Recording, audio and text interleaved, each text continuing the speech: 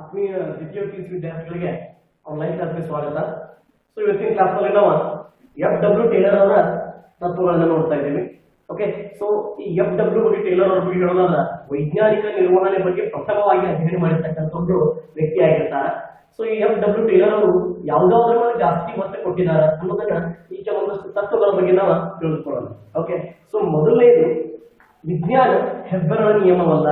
So ಏನ್ ಹೇಳ್ತಾರ ಅವರ ವಿಜ್ಞಾನ ಹೆಬ್ಬೆರಳ ನಿಯಮ ಅನ್ನೋದ್ರ ಈ ಮೊದಲಿನ ವರ್ಗಕ್ಕೆ ಇವತ್ತಿನ ವರ್ಗ ನಾವು ಕಂಪೇರ್ ಮಾಡಿದ್ರೆ ಬಹಳಷ್ಟು ವ್ಯತ್ಯಾಸ ಇದೆ. ಹೌದಾ? ಆ ವರ್ಗಕ್ಕೆ ಕಂಪೇರ್ ಮಾಡಿ ನೋಡಿದಾಗ ಇವತ್ತಿನ ವರ್ಷ ಬಹಳಷ್ಟು ಚಲೋ ಅನಿಸ್ತದೆ.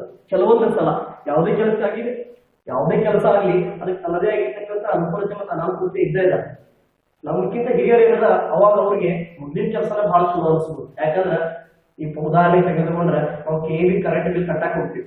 ಮೊದಲೆಲ್ಲ ಅವ್ರು ಕ್ಯೂ ಹಚ್ಚಿ ಅದಕ್ಕೆ ಒಂದು ಬುಕ್ ಇರ್ತಿತ್ತು, ರಸೀದಿ ಬುಕ್. ಆ ರಸೀದಿ ಬುಕ್ ನಲ್ಲಿ ಅವ್ರು ಬರೆದು ಕೊಟ್ಬಿಡ್ತಿದ್ರು. ಎಷ್ಟೋ ಕ್ಯೂ ಹಚ್ಚಿದ್ರು ಕೂಡ ನಮ್ಮ ನಂಬರ್ ಮೇಲೆ ರಸೀದಿ ಬುಕ್ ತಗೊಂಡ ಹೋಗ್ಬಿಡ್ತಿದ್ರು. ಅದಕ್ಕೊಂದು ಸಮಾಧಾನವಾಗಿತ್ತು. ಹೌದಾ? ನಾವು ಎಷ್ಟು ಲೇಟ್ ಆಗಿದ್ರು ಕೂಡ ನಾವು ಕ್ಯಾಶಿಯರ್ ನಮ್ಮ ಕಡೆ ಬಿಲ್ ಅನ್ನ ಕಲೆಕ್ಟ್ ಮಾಡ್ತಾನಪ್ಪ. ಬಟ್ ಈ ಒಂದು ಇವತ್ತಿನ ಪರಿಸ್ಥಿತಿಯಲ್ಲಿ ಯಾವ ರೀತಿ ಆಗಿದೆ ಅಂದ್ರೆ ಎಲ್ಲ ಆನ್ಲೈನ್ ಮುಖಾಂತರ ನಡೆದ. ಹೌದಾ? ಅಂತರ್ಜಾಲ ಸೇವೆ ಎಷ್ಟು ದೊಡ್ಡ ಪ್ರಮಾಣದಲ್ಲಿ ಬೆಳೆದಂದ್ರೆ ಪ್ರತಿಯೊಂದು ಕ್ಷೇತ್ರದಲ್ಲಿಯೂ ಕೂಡ ಅಂತರ್ಜಾಲ ವ್ಯವಸ್ಥೆ ಬೆಳೆದ. ಅಂತರ್ಜಾಲ ಇಲ್ಲದೆ ಯಾವುದೇ ಕೆಲಸಗಳು ನಡೀತಾ ಇಲ್ಲ. ಅದಕ್ಕೆ ಸಾಕ್ಷಿ ಅನ್ನೋದ ಇವತ್ತಿನ ನಮ್ಗೆ ಆನ್ಲೈನ್ ಕ್ಲಾಸ್. ಹೌದಾ? ಸೊ ನಾವು ಕರೆಂಟ್ ಬಿಲ್ ಕೊಂಬಾಕ್ ಹೋದಾಗ ಇವತ್ತು ವಿದ್ಯುತ್ ಕ್ಯೂ ಹಚ್ತೀವಿ. ಎಲ್ಲಿ ಕ್ಯೂ ಹಚ್ತೀವಿ? ನಾವು ರಸೀದಿ ತಗೊಳಕಲ್ಲ, ಆನ್ಲೈನ್ ಆಗಿ ಏನ್ ತಗೋತಾರಲ್ಲ ಅದ್ರ ಸಲುವಾಗಿ ನಾವು ಕ್ಯೂ ಹಚ್ತಾ ಇದೀವಿ. ರಸೀದಿ ಅಂತೂ ನಾವು ಕೊಡ್ತಾರ. ಬಟ್ ನಾವು ಆನ್ಲೈನ್ ನಾವು ಬಿಲ್ ತುಂಬಾಕ ಲೈನ್ ಹಚ್ಚಿದಾಗ ನಮ್ಗೆ ರಸೀದಿ ಬರ್ತದ ಇಂಪಾರ್ಟೆಂಟ್ ಅನ್ನೋಕ್ಕಿಂತಲೂ ನಾ ಬರುವ ವಸ್ತುಗಳಂತೂ ಸರ್ವರ್ ಇರಲಿ, ನನ್ನ ನಂಬರ್ ಬರುವಲ್ತಾನು ಸರ್ವರ್ ಇರಲಿ, ಆಮೇಲೆ ಹೋಗ್ಲಿ ಅಂತೇಳಿ ಕೂಡ ನಾವು ವಿಚಾರವನ್ನ ಮಾಡ್ತಾ ಇದ್ದೀವಿ. ಯಾಕಪ್ಪ? ಇವತ್ತು ಅಂತರ್ಜಾಲದ ಮುಖಾಂತರ ಸೇವೆ ದೊಡ್ಡ ಪ್ರಮಾಣದಲ್ಲಿ ಬೆಳೆದದ. ಆದ್ರೂ ಕೂಡ ಕೆಲವೊಂದು ಅನಾನುಕೂಲತೆಗಳು ಅದಾವ. ಇದನ್ನ ಬಹಳ ಜನ ಒಪ್ಕೊಳ್ಳಂಗಿಲ್ಲ. ಯಾಕಪ್ಪ? ನಾವು ಇಷ್ಟೊತ್ತನ ಕ್ಯೂ ಹಚ್ಚಿ ನಿಂತಿದ್ವಿ, ಸರ್ವರ್ ಹೋಯ್ತು, ಕ್ಯಾಶರ್ ಹೇಳ್ಬಿಟ್ಟ ಇವತ್ತು ಬೇಡ್ರಿ ನಾಳೆ ಬರ್ರಿ. ಅವಾಗ ನೀವು ವ್ಯಕ್ತಿಗೆ ಏನಾಗ್ತದಪ್ಪ? ಬೇಜಾರಾಗ್ತದ. ನಾ ಇವತ್ತಿಷ್ಟು ಟೈಮ್ ಕೊಡ್ತೀನಿ, ಅವ್ರು ಕೂಡ ನನ್ ಕೆಲಸ ಆಗ್ಲಿಲ್ಲ. ಮತ್ತೆ ನಾಳೆ ಹೋಗಿರ್ಬೇಕಂದ್ರೆ ಮನುಷ್ಯನಿಗೆ ಪೇಷನ್ಸ್ ಇರಂಗಿಲ್ಲ. ಹೌದಾ? ಅದು ಕೂಡ ಇವತ್ತಿನ ದಿವಸದಲ್ಲಿ ಎಲ್ಲ ನಾವು ಮನೆಯಲ್ಲಿ ಕೂತ್ಕೊಂಡು ಆನ್ಲೈನ್ ಪೇಮೆಂಟ್ ಕೂಡ ಮಾಡ್ಬೋದು. ಹೌದಾ? ಇದು ಕೂಡ ಒಂದು ಒಳ್ಳೆ ಸೇವೆ ಸಿಗ್ತಾ ಇದೆ. ಬಟ್ ಕೆಲವೊಂದು ಸಲ ಸರ್ವರ್ ಪ್ರಾಬ್ಲಮ್ ಇರೋದ್ರಿಂದ ನಾವು ಅನ್ಕೊಂಡಿದ ಪ್ರಕಾರ ಕೆಲಸಗಳು ಆಗಂಗಿಲ್ಲ. ಅಂದ್ರೆ ಇವ್ರು ಜಾಸ್ತಿ ಟೇಲರ್ ಹೆಸರ ಮೇಲೆ ಒತ್ತು ಕೊಡ್ತಾ ಇದ್ರು. ಕೆಲಸ ಮಾಡಿದ್ರೆ ಕೆಲಸ ಆದ್ರೆ ಆಯ್ತಪ್ಪ ಅಂತ ಹೇಳಿ ಅಷ್ಟೇ ಅಲ್ಲದೆ ಕೂಡ ಆ ಕೆಲಸ ಆದ್ರೆ ಅದು ಎಷ್ಟು ನಮಗೆ ಉತ್ಪಾದನೆಯನ್ನ ಕೊಡ್ತದ. ಅದಕ್ಕೆ ಅವ್ರ ವರ್ಡ್ ಯೂಸ್ ಮಾಡಿದ್ರು. ಇಂಗ್ಲಿಷ್ ನಲ್ಲಿ ಮ್ಯಾಕ್ಸಿಮಮ್ ಅಂತ ಹೇಳಿ ಕರಿತೇವೆ, ಕನ್ನಡದಲ್ಲಿ ಗರಿಷ್ಠ ಅಂತ ಹೇಳಿ ಕರಿತೇವೆ. ಅಂದ್ರೆ ಗರಿಷ್ಠ ಉತ್ಪಾದನೆಗೆ ಜಾಸ್ತಿ ಒತ್ತನ್ನು ಕೊಡ್ತಾರೆ. ಕೆಲಸ ಮಾಡೋದಷ್ಟೇ ಇಂಪಾರ್ಟೆಂಟ್ ಅಲ್ಲ, ಕೆಲಸ ಮಾಡಿದ್ರಿಂದ ನಮಗೆ ಪ್ರತಿಫಲ ಅಥವಾ ನಮಗದ್ರಿಂದ ಎಷ್ಟು ನಮಗೆ ರಿಸಲ್ಟ್ ಸಿಗ್ತದ, ಫಲಿತಾಂಶ ಸಿಗ್ತದೆ, ಎಷ್ಟು ಗುಣಮಟ್ಟತೆ ಸಿಗ್ತದ, ಅದು ಬಹಳಷ್ಟು ಇಂಪಾರ್ಟೆಂಟ್ ಇರ್ತದೆ ಅಂತ ಹೇಳ್ತಾ ಇದ್ದಾರೆ. ಹೀಗಾಗಿ ಈ ಒಂದು ತತ್ವದಲ್ಲಿ ಅವರ ಜಾಸ್ತಿ ಹೈಲೈಟ್ ಮಾಡೋದ್ರಿಂದ ಒಬ್ಬ ಉದ್ಯೋಗಿ ಎಷ್ಟರ ಮಟ್ಟಿಗೆ ಕೆಲಸ ಮಾಡಬೇಕು, ಎಷ್ಟರ ಮಟ್ಟಿಗೆ ಉತ್ಪಾದನೆ ಮಾಡಬೇಕು ಅನ್ನೋದನ್ನ ಅವರ ಜಾಸ್ತಿ ಹೈಲೈಟ್ ಮಾಡ್ತಾರೆ. ಇನ್ನು ನೆಕ್ಸ್ಟ್ ತತ್ವ ಇದೆ ಸಾಮರಸ್ಯ ವಿರೋಧವಲ್ಲ.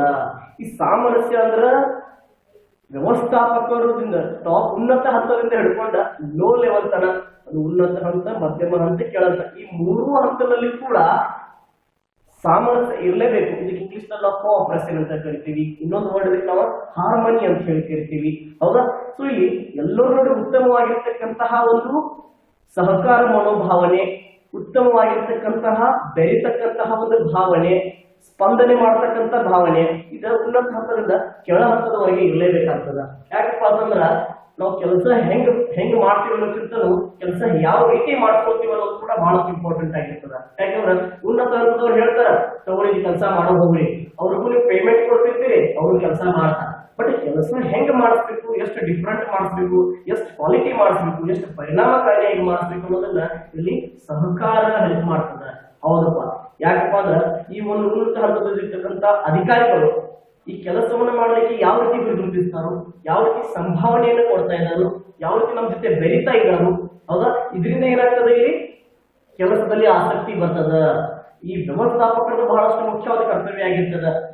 ನಾವು ಮಾಲೀಕರು ಅಥವಾ ನಾವು ವ್ಯವಸ್ಥಾಪಕ ಇಟ್ಕೊಂಡ ನಾವು ಏನಾದ್ರು ಕೆಲಸವನ್ನ ಆರ್ಡರ್ ಬರೀ ಆದೇಶ ರೂಪದಲ್ಲಿ ಕೊಡ್ತಾ ಹೋಗಿವಿ ಅಂದ್ರೆ ಉದ್ಯೋಗಿಗಳು ಅದನ್ನ ಆದೇಶ ರೂಪದಲ್ಲಿ ತಗೊಂಡು ಕೆಲಸ ಮಾಡ್ತಾರೆ. ನೀವ್ ಎಷ್ಟು ಹೇಳ್ತೀರ ಅಷ್ಟೇ ಮಾಡ್ತಾರೆ. ಅವರಲ್ಲಿ ಏನಾದ್ರು ಹೊಸ ಆಲೋಚನೆಗಳು ಬಂದ್ರೆ ನೀವು ಬಿಡಂಗಿಲ್ಲ. ಏನಾದ್ರೂ ಹಾಳಾಗೋದಿತ್ತಂದ್ರೆ ಅವ್ರ ಬಗ್ಗೆ ವಿಚಾರ ಮಾಡಂಗಿಲ್ಲ. ಹಾಳಾದ್ರಾಗ್ಲಿ ನಮಗೆ ಎಷ್ಟು ಹೇಳಿದ್ರೆ ನಾವು ಅಷ್ಟೇ ಮಾಡ್ತೀವಿ ಅಂತ ಮನೋಭಾವನೆ ಬರ್ಲಿಕ್ಕೆ ಆಗ್ತದೆ. ಸೊ ಈ ಮನೋಭಾವನೆ ಬರಬಾರ್ದಂದ್ರೆ ಇಲ್ಲಿ ಮಾಲೀಕರ ನಡುವೆ, ವ್ಯವಸ್ಥಾಪಕರ ನಡುವೆ, ಕಾರ್ಮಿಕರ ನಡುವೆ ಉತ್ತಮವಾಗಿರ್ತಕ್ಕಂಥ ಬಾಂಧವ್ಯ ಬೆಳಿಬೇಕಾಗ್ತದೆ, ಸಹಕಾರ ಬೆಳಿಬೇಕಾಗ್ತದೆ. ಈ ಒಂದು ಉತ್ತಮವಾಗಿರ್ತಕ್ಕಂಥ ಸಹಕಾರದಿಂದ ಸಂಸ್ಥೆ ಯಾವ ಬೇಕಾದ್ರೂ ಗೋಲ್ಸ್ ಗಳನ್ನ ಅಥವಾ ಗುರಿಗಳನ್ನ ತಲುಪಲಿಕ್ಕೆ ಬಹಳಷ್ಟು ಸುಲಭವಾಗ್ತದೆ. ಓಕೆ, ಸೊ ಇದರಿಂದಾಗಿ ಸಾಮರಸ್ಯ ಅಥವಾ ಸಹಕಾರ ಮನೋಭಾವನೆ ಬಹಳಷ್ಟು ಮಹತ್ವವಾಗಿ ಕೆಲಸ ಮಾಡ್ತಾ ಹೋಗ್ತದೆ. ಇನ್ನು ನೆಕ್ಸ್ಟ್ ಬರ್ತದ ನಂಬರ್ 3, ಸಹಕಾರ ಪ್ರತ್ಯೇಕವಾದದ್ದಲ್ಲ. ಅಂದ್ರೆ ಆಗ್ಲಿ ಇದು ಜಸ್ಟ್ 2ನೇ ತತ್ವವನ್ನ ಅವಲಂಬಿಸಿದೆ. ಇದು ಕೂಡ ಏನ್ ಹೇಳ್ತಾರೆ ಅವ್ರ, ಈ ತತ್ವವು ಸಾಮರಸ್ಯ ವಿರೋಧವಲ್ಲ ತತ್ವ ವಿಸ್ತಾರವಾಗಿದೆ. ಪೈಪೋಟಿಯನ್ನು ಸಹಕಾರದಿಂದ ಬದಲಿಸಬೇಕು.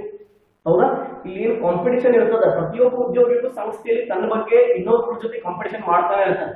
ನಾವು ಇವ್ರಿಗಿಂತಲೂ ಚಲೋ ಕೆಲಸ ಮಾಡ್ಬೇಕು ಅಂತ ಹೇಳಿ ಮಾಡಿ ಬೇಡ ಅನ್ನಂಗಿಲ್ಲ. ಬಟ್ ಕೆಲಸ ಮಾಡುವಾಗ ಅವನು ಕೂಡ ನಿನ್ನ ಸಂಸ್ಥೆ ಸಲುವಾಗಿ ಕೆಲಸ ಮಾಡ್ತಾ ಇದ್ದಾನೆ, ನೀನು ಕೂಡ ಅದೇ ಸಂಸ್ಥೆಗೋಸ್ಕರನೇ ಕೆಲಸ ಮಾಡ್ತಾ ಇದ್ದೀನಿ. ನೀನ್ ಕೆಲಸ ಮಾಡ್ತಾ ಇದೀಯ ಅಂದ್ರೆ ನೀನು ಕೂಡ ಅವನ ಮೇಲೆ ಅವಲಂಬಿತ ಆಗಿದೆ ಅಂತ ತಿಳ್ಕೊಳ್ಬೇಕಾಗ್ತದೆ ಕೆಲವೊಂದು ಸಲ. ಯಾಕಪ್ಪ ಅಂತಂದ್ರ ಅವನಿಂದ ನಿನಗೆ ಏನಾದ್ರೂ ಹೆಲ್ಪ್ ಇರಬಹುದು ಅಥವಾ ನಿನ್ನಿಂದ ಅವ್ರಿಗೆ ಏನಾದ್ರೂ ಅವಶ್ಯಕತೆ ಇರಬಹುದು.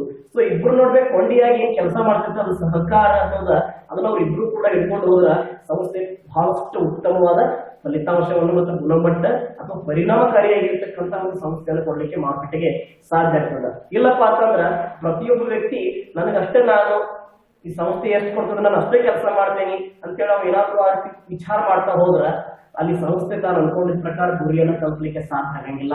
ಪ್ರತಿಯೊಬ್ಬ ವ್ಯಕ್ತಿ ನಾವು ಇರೋದು ಒಬ್ಬರಿಗೊಬ್ಬರು ನಾವು ಬಹಳ ಸಹಾಯಕವಾಗಿದ್ದೀವಿ ಅಂತ ಹೇಳಿ ತಿಳ್ಕೊಂಡಿರ್ಬೇಕು.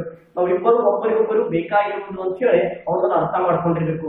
ನಿನಗೆ ನಾನ್ ಬೇಕಾಗಿರ್ತಕ್ಕಂಥವನಾಗಿದ್ದೀನಿ, ನನಗೆ ನೀನ್ ಬೇಕಾಗಿರ್ತಕ್ಕಂಥ ಆಗಿದ್ದೀನಿ ಅಂತ ಹೇಳಿ ಅವ್ರನ್ನ ತಿಳ್ಕೊಂಡಿರ್ಬೇಕು. ಯಾಕಪ್ಪ ಅಂದ್ರ ಇವ್ನು ಕೆಲಸ ಕೊಟ್ಟಂತೇಳಿ ಮಾಡ್ತಿರ್ತಾನ, ಇವ್ಗೆ ಏನಾದ್ರು ಸ್ವಲ್ಪ ಡಿಫಿಕಲ್ಟಿ ಬಂತಂದ್ರ ಇವ್ನು ಬಾಜು ಇರೋದ್ರ ಅವನೇ ವ್ಯಕ್ತಿ, ಸೊ ಅವನಿಗೆ ಕೇಳ್ತಾನ ಅವನ ಅವ್ನು ನಿನ್ ಕೆಲಸ ನೀನ್ ಮಾಡಪ್ಪ ಅಂತಂದ್ರ ಇವ್ನಿಗೆ ಅದು ಗೊತ್ತಿದ್ರು ಕೂಡ ಇವ್ನು ಸುಮ್ ಕೂತ ಅಂದ್ರ ಅದು ಇವ್ರಿಬ್ಬರಿಗೂ ನಷ್ಟಕ್ಕಿಂತಲೂ ಸಂಸ್ಥೆಗೆ ಹಾನಿ ಜಾಸ್ತಿ ಆಗ್ತದೆ, ನಷ್ಟ ಜಾಸ್ತಿ ಆಗ್ತದೆ. ಸೊ ಹೀಗಾಗಿ ಸಹಕಾರ ಮನೋಭಾವನೆ ಇತ್ತಂದ್ರ ಸಂಸ್ಥೆ ಯಾವ ಬೇಕಾದ್ರೂ ಗುರಿಯನ್ನು ತಲುಪಬಹುದು ಅಂತ ಹೇಳಿ ಟೇಲರ್ ಅವರ ಈ ಒಂದು ಸಹಕಾರ ಪ್ರತ್ಯೇಕವಾದದ್ದಲ್ಲ ಎಂಬ ತತ್ವದಲ್ಲಿ ಅವರನ್ನ ಹೈಲೈಟ್ ಮಾಡ್ತಾ ಇದ್ದಾರೆ.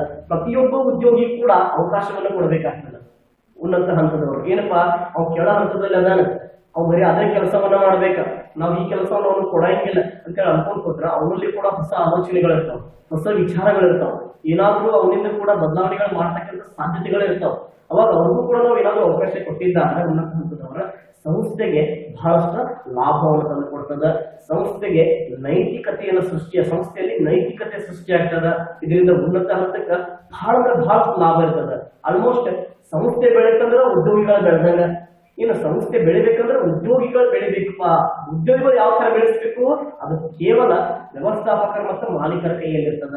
ಇವ್ರು ಯಾವ ರೀತಿ ಅವ್ರ ಜೊತೆ ನಡ್ಕೊಳ್ತಾರೋ, ಅವ್ರು ಯಾವ ರೀತಿ ಸೌಲಭ್ಯಗಳನ್ನ ಕೊಡ್ತಾರೋ, ಅವ್ರು ಯಾವ ರೀತಿ ಸಭೆಯಲ್ಲಿ ಕರೀತಾರೋ, ಹೌದಾ, ಅಥವಾ ಚಲೋ ಕೆಲಸ ಮಾಡಿದಂದ್ರೆ ಅವ್ರಿಗೆ ಏನಾದ್ರು ಒಂದು ಪ್ರಶಂಸೆ ನೀಡೋದಾಗ್ಲಿ ಅಥವಾ ಪುರಸ್ಕಾರ ನೀಡೋದಾಗ್ಲಿ, ಹೌದಾ, ಈ ರೀತಿ ಪರ್ಫಾರ್ಮೆನ್ಸ್ ಅಪ್ರೈಸಲ್ ನೀಡೋದಾಗ್ಲಿ, ಸೊ ಒಳ್ಳೆ ರೀತಿಯಾಗಿರ್ತಕ್ಕಂಥ ಒಂದು ಸಂಭಾವನೆ ಕೊಡ್ತಾ ಹೋದ್ರೆ ಆ ಉದ್ಯೋಗಿಗಳ ನೈತಿಕತೆ ಆಮೇಲೆ ಉತ್ಪಾದಕತೆ ಜಾಸ್ತಿಯಾಗಿ ಸಂಸ್ಥೆಗೆ ದೊಡ್ಡ ಪ್ರಮಾಣದಲ್ಲಿ ಲಾಭವನ್ನು ತಂದುಕೊಡ್ತದ ಅಂತ ಹೇಳಿ ಟೇಲರ್ ಅವರು ಹೇಳ್ತಾರೆ. ಇನ್ನು ನೆಕ್ಸ್ಟ್ ಬರ್ತದ ನಂಬರ್ 4, ಪ್ರತಿಯೊಬ್ಬ ವ್ಯಕ್ತಿಯ ಅತ್ಯುನ್ನತ ದಕ್ಷತೆ ಮತ್ತು ಅಭ್ಯುದಯಗಳತ್ತ ಅವನ ಅಥವಾ ಅವಳ ಅಭಿವೃದ್ಧಿ. ಈ ಸಂಸ್ಥೆಯಲ್ಲಿ ಕೆಲಸ ಮಾಡಕ್ ಉದ್ಯೋಗಿಗಳು ಬರೋದಂದ್ರೆ ಅವ್ರು ಕೇವಲ ಹಣಕ್ಕೋಸ್ಕರ ಅಥವಾ ವೇತನಕ್ಕೋಸ್ಕರ. ಇನ್ನು ವೇತನಕ್ಕೋಸ್ಕರ ಕೆಲಸ ಮಾಡಕ್ ಬರ್ತಾ ಇದ್ದಾರೆ ಅಂದ್ರ ಬರೀ ತಮ್ಮ ತಲೆಯೊಳಗೆ ಬರೀ ನಾವು ವೇತನ ತೆಗೆದುಕೊಂತ ಅಷ್ಟೇ ಇಟ್ಕೊಂಡ್ರೆ ಸಂಸ್ಥೆನೂ ಬೆಳವಣಿಗೆ ಆಗಂಗಿಲ್ಲ, ಅವರು ಬೆಳವಣಿಗೆ ಆಗಂಗಿಲ್ಲ. ಸಂಸ್ಥೆನೂ ಬೆಳವಣಿಗೆ ಆಗ್ಬೇಕು, ಅವರು ಬೆಳವಣಿಗೆ ಆಗ್ಬೇಕು ಅಂದ್ರೆ ಅವ್ರು ಏನ್ ವಿಚಾರ ಮಾಡ್ಬೇಕು, ಸಂಸ್ಥೆಯ ಕೆಲಸದಲ್ಲಿ ಯಾವ ರೀತಿ ನಾವು ವಿಭಿನ್ನತೆಯನ್ನು ಕೊಡಬೇಕು, ಅಲಂಕಾರವನ್ನ ಕೊಡಬೇಕು, ಹೊಸತನವನ್ನ ಸೃಷ್ಟಿ ಮಾಡಬೇಕು, ಮಾರುಕಟ್ಟೆಯಲ್ಲಿ ಬೇಡಿಕೆ ಸೃಷ್ಟಿಯಾಗಬೇಕು, ಸಂಸ್ಥೆ ಬೆಳಿಬೇಕು ಅನ್ನೋದನ್ನು ಕೂಡ ಅವರಲ್ಲಿ ಗಮನದಲ್ಲಿ ಇಟ್ಕೊಳ್ಬೇಕಾಗ್ತದ. ಯಾಕಪ್ಪ ಅಂದ್ರ ಒಂದು ಉದ್ಯೋಗಿನ ಮಾನಸಿಕ ಸಾಮರ್ಥ್ಯ ಹೆಂಗಿರ್ತದ ಅಂದ್ರ ನೀವು ಯಾವ ರೀತಿ ಬದಲಾವಣೆ ಮಾಡ್ತೀರಿ, ನೀವಂದ್ರೆ ಯಾರಪ್ಪ ಇಲ್ಲಿ ಉನ್ನತ ಹಂತದವರು ಮತ್ತು ವ್ಯವಸ್ಥಾಪಕರು, ಅವ್ರು ಯಾವ ರೀತಿ ಅವನ ಮಾನಸಿಕ ಸಾಮರ್ಥ್ಯವನ್ನು ಬದಲಾವಣೆ ಮಾಡ್ತಾರಲ್ಲ ಅದು ಅವ್ರ ಕೈಯಲ್ಲಿರ್ತದ. ಅವ್ರು ಒಳ್ಳೆ ರೀತಿ ಕೊಟ್ರ ಒಳ್ಳೆ ರೀತಿಯಲ್ಲಿ ತೆಗೆದುಕೊಳ್ತಾನ, ನೀವು ಅದನ್ನ ಕೆಟ್ಟದ ರೀತಿಯಲ್ಲಿ ಕೊಟ್ರ ಅದು ಕೆಟ್ಟದ ರೀತಿಯಲ್ಲಿ ತೆಗೆದುಕೊಳ್ತಾನ. ಯಾಕಂದ್ರ ಎಲ್ಲಾರು ಕೆಪಾಸಿಟಿ ಒಂದೇ ರೀತಿ ಇರಂಗಿಲ್ಲ. ನಮ್ಗೆಲ್ಲರಿಗೂ ಗೊತ್ತದ, ಕ್ಯಾಚ್ ಮಾಡೋ ಕೆಪಾಸಿಟಿ ಆಗಿರ್ಬೋದು, ತಿಳ್ಕೊಳ್ಳೋ ಕೆಪಾಸಿಟಿ ಆಗಿರ್ಬೋದು ಒಂದೇ ರೀತಿ ಆಗಿರಂಗಿಲ್ಲ. ಅದಕ್ಕೆ ಹಲವಾರು ಕಾರಣಗಳಿರ್ತಾವ. ಫ್ರಸ್ಟ್ರೇಷನ್ ಆಗಿರ್ಬೋದು, ಎಂಗ್ಸೈಟಿನೆಸ್ ಆಗಿರ್ಬೋದು, ಸ್ಟ್ರೆಸ್ ಆಗಿರ್ಬೋದು, ಅಥವಾ ಆಸಕ್ತಿ ಇಲ್ಲದೆ ಇರ್ಬೋದು. ಇಂಥ ಅನೇಕ ಕಾರಣಗಳಿಂದ ಉದ್ಯೋಗಿಗಳಲ್ಲಿ ಆ ಕೆಲಸವನ್ನು ಮಾಡ್ಬೇಕಂತೇಳಿ ಆಸಕ್ತಿ ಬರದೇ ಇರ್ಬೋದು. ಈ ಎಲ್ಲವುಗಳ ಬಗ್ಗೆ ಅಭ್ಯಾಸ ಮಾಡಿಕೊಂಡ ವ್ಯವಸ್ಥಾಪಕ ಇದ್ದಾವ ಸಂಸ್ಥೆಯ ಗುರಿಗಳನ್ನ ಸಾಧಿಸಬೇಕು, ಸಂಸ್ಥೆಯನ್ನ ಅತಿ ಎತ್ತರ ಮಟ್ಟಕ್ಕೆ ಬೆಳೆಸಬೇಕು, ಉತ್ತಮ ಉತ್ಪಾದನೆಯನ್ನ ಕೊಡಬೇಕು, ಉದ್ಯೋಗಿಗಳಲ್ಲಿ ದಕ್ಷತೆಯನ್ನ ಸೃಷ್ಟಿ ಮಾಡಬೇಕು, ನೌಕರರು ಇನ್ನೂ ಜಾಸ್ತಿ ಸಂಸ್ಥೆಗೋಸ್ಕರ ದುಡಿಬೇಕು, ಲಾಭವನ್ನ ತಂದುಕೊಡಬೇಕು ಅಂತ ಹೇಳಿ ಅವರನ್ನ ತಯಾರು ಮಾಡ್ತಕ್ಕಂಥ ಜವಾಬ್ದಾರಿ ಸಂಪೂರ್ಣವಾಗಿ ವ್ಯವಸ್ಥಾಪಕ ಹೊಂದಿರ್ತಾನ. ಸೊ ಹೀಗಾಗಿ ಟೇಲರ್ ಅವರ ಈ 4 ತತ್ವಗಳಲ್ಲಿ ಮ್ಯಾಕ್ಸಿಮಮ್ ಎದ್ರ ಮೇಲೆ ಹೈಲೈಟ್ ಮಾಡ್ತಾ ಇದಾರಪ್ಪ, ಉದ್ಯೋಗಿಗಳ ಮೇಲೆ ಫೋಕಸ್ ಮಾಡ್ತಾ ಇದ್ದಾರೆ. ಯಾಕೆ ಉದ್ಯೋಗಿಗಳು? ಸಂಸ್ಥೆ ಬೆಳಿಬೇಕಂದ್ರೆ ಉದ್ಯೋಗಿಗಳ ಕಾರಣ. ಅವ್ರ ಕೆಲಸ ಚಲೋ ಮಾಡ್ಬೇಕಂದ್ರೆ ಅವ್ರಿಗೆ ಜಾಸ್ತಿ ಸಂಭಾವನೆ ಕೊಡ್ಬೇಕು, ಅವ್ರ ಕೆಲಸ ಮಾಡಿದಕ್ಕೆ ಅವ್ರಿಗೆ ಪರ್ಫಾರ್ಮೆನ್ಸ್ ಅಪ್ರೈಸಲ್ ಕೊಡ್ಬೇಕು, ಅವ್ರ ಉತ್ಪಾದಕತೆ ಜಾಸ್ತಿ ಮಾಡ್ಬೇಕಂದ್ರೆ ಅವ್ರ ಮಾನಸಿಕ ಮತ್ತು ಸಾಮರ್ಥ್ಯದ ಬಗ್ಗೆ ತಿಳ್ಕೊಳ್ಬೇಕು. ನೀವು ಆಯ್ಕೆ ಮಾಡುವಾಗ ಕೂಡ ಅವ್ರ ಉದ್ಯೋಗಿ ಎಷ್ಟು